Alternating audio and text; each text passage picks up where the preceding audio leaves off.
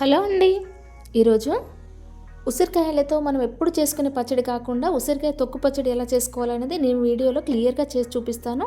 నేను ఇక్కడ మెజర్మెంట్స్ కూడా పర్ఫెక్ట్గా చూపిస్తానండి. మీరు ఈ ప్రాసెస్లో చేసుకున్నారంటే ఇలా పచ్చడి మంచి టేస్టీగా చేసుకొని ఎక్కువ రోజులు నిల్వ చేసుకోవచ్చు.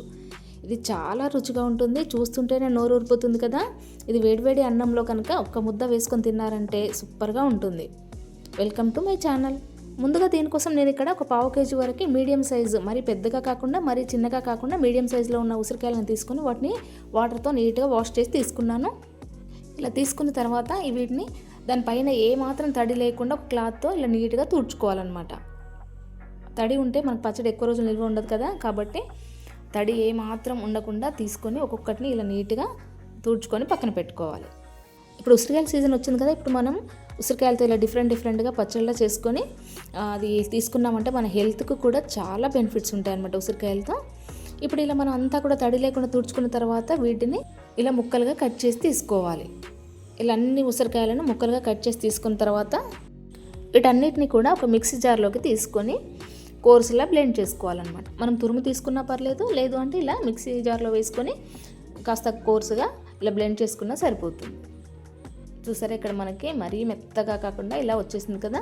ఇలా చేసుకున్న తర్వాత ఇప్పుడు స్టవ్ వెలిగించుకొని ప్యాన్ పెట్టుకొని దానిలో పావు స్పూన్ మెంతులు, 1.5 స్పూన్ వరకు ఆవాలు, 1/2 స్పూన్ వరకు జీలకర్ర వేసుకొని లో ఫ్లేమ్లో మాడిపోకుండా చూసుకుంటూ ఫ్రై చేసుకోవాలి.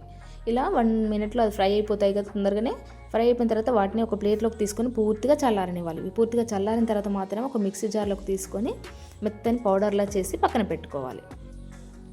చూసారుగా, ఇక్కడ మెత్తని పౌడర్లా వచ్చేసింది కదా మనకి. ఇది పక్కన పెట్టుకొని నెక్స్ట్ స్టవ్ పైన అదే కడాయిని పెట్టుకున్న తర్వాత దానిలో 300 గ్రామ్స్ వరకు ఆయిల్ వేసుకోవాలి. ఆయిల్ ఇక్కడ పల్లి నూనె అయితే పచ్చళ్ళలోకి చాలా బాగా రుచిగా ఉంటుంది. ఇప్పుడు దానిలో 1 స్పూన్ జీలకర్ర, 1 స్పూన్ ఆవాలు, అదేవిధంగా 4-5 ఎండుమిర్చి కూడా వేసుకొని మంచిగా ఫ్రై చేసుకోవాలి. నెక్స్ట్ దానిలో కొద్దిగా కరివేపాకు వేసుకొని అది పూర్తిగా ఫ్రై అయిన తర్వాత దానిలో 10 నుండి 12 వెల్లుల్లి రెబ్బలని ఇలా కాస్త కచ్చపచ్చగా దంపుకొని వేసుకోవాలి. ఇలా వేసుకున్న తర్వాత కొద్దిగా ఇంగువ కూడా యాడ్ చేసుకొని అంతా కూడా ఒకసారి ఫ్రై చేసుకోవాలి.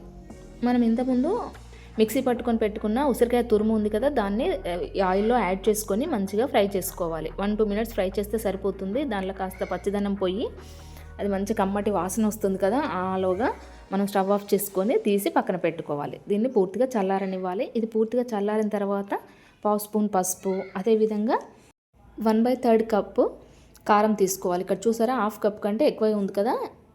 గ్రామ్స్ వైజ్ అయితే మనం 40 గ్రామ్స్ వరకు కారం తీసుకోవాలి. ఇక్కడ పచ్చళ్ళలో కారం అయితే మంచి కలర్లో మంచి రుచిగా ఉంటుంది.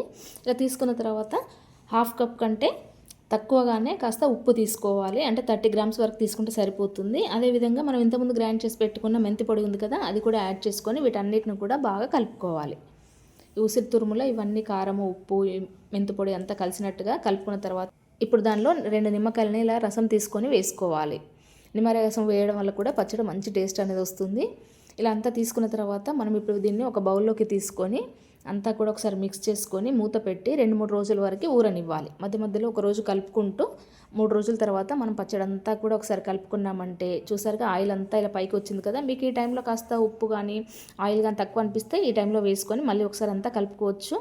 చాలా రుచిగా, చూస్తుంటే నోరు ఊరిపోతుంది కదా. సో మీరు కూడా ఈ ప్రాసెస్లో ఇదే మెజర్మెంట్స్తో కనుక ఒకసారి మీ ఇంట్లో తప్పకుండా ఈ ఉసిరికాయ తొక్కు పచ్చడిని ట్రై చేయండి. చాలా బాగా కుదురుతుంది, చాలా టేస్ట్ కూడా మీకు బాగా నచ్చుతుంది. సో ఈ వీడియో కనుక మీకు నచ్చినట్లయితే లైక్ చేసి షేర్ చేయండి, అలాగే సబ్స్క్రైబ్ చేయండి. Thanks for watching. సో మీరు కూడా ఈ ప్రాసెస్లో ఇదే మెజర్మెంట్స్తో కనుక ఒకసారి మీ ఇంట్లో తప్పకుండా ఈ ఉసిరికాయ తొక్కు పచ్చడిని ట్రై చేయండి.